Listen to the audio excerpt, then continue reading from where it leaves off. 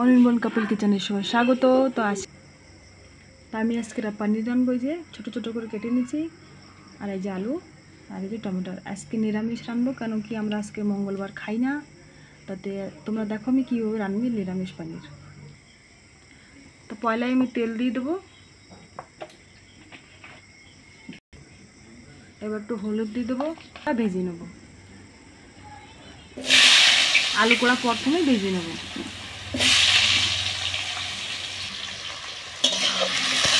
আলু কড়া লাল লাল করে ভেজে নেব।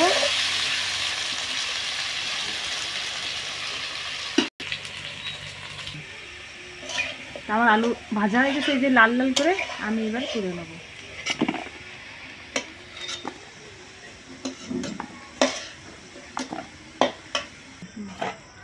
আমি এই তেলেই জিরে দিয়ে দেবো, এই যে, আর এই দুটো তেজপাতা দিয়ে দেবো, আর এই টমেটোর কাটা রাখিছিলাম এই যে দিয়ে দেবো।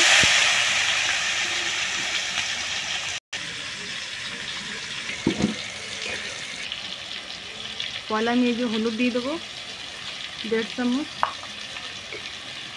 এই যে লবণ 1 চামচ, আর ঝালের গুঁড়ি 2 চামচ। একটু নাড়িয়ে নেব। সামান্য একটু জল দিয়ে দেবো।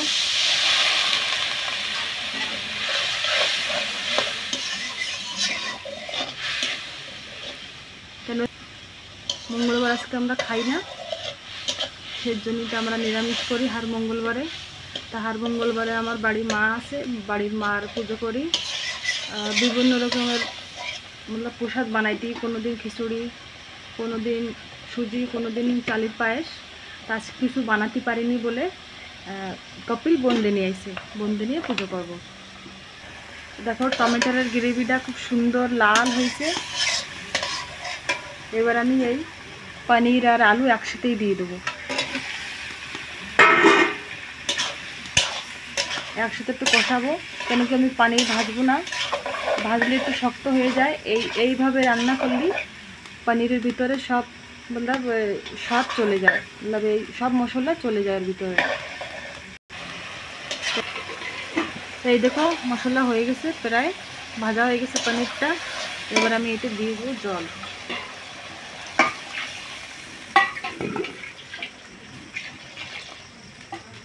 বেশি জল দেবো না, কেন কি আলু ভাজা হয়ে গেছে, আলু প্রায় সেদ্ধ হয়ে গেছে। তো এগুলি রেখে দেবো। এবার জল দিয়ে দিয়েছি, এবার আমি ঢাকা দিয়ে দেবো।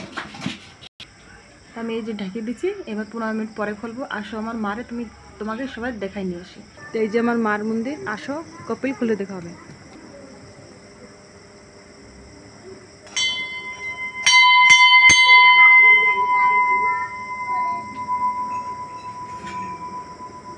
তো এই মার আমরা হার মঙ্গলবারে পুজো করি। দেখো হার মঙ্গলবারে বড় করে পুজো করি। আর অক্টোবরের লাস্টে, নভেম্বরের পয়লা আমাদের বছরের পুজো হয়, বার্ষিক পুজো হয়। তো সেই ভিডিও তোমাদের শেয়ার করব, দেখে নাও। মা বাবা দুজন আছে। এবার একটু খুলে দেখিনি কি হয়েছে তরকারি।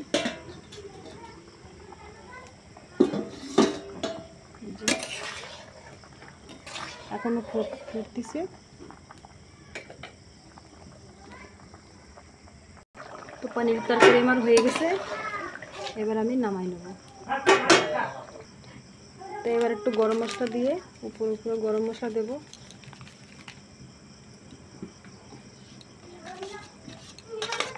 পনির তরকারি রেডি। রুটি দেখাও या ভাত দেখাও। Bye bye, tata.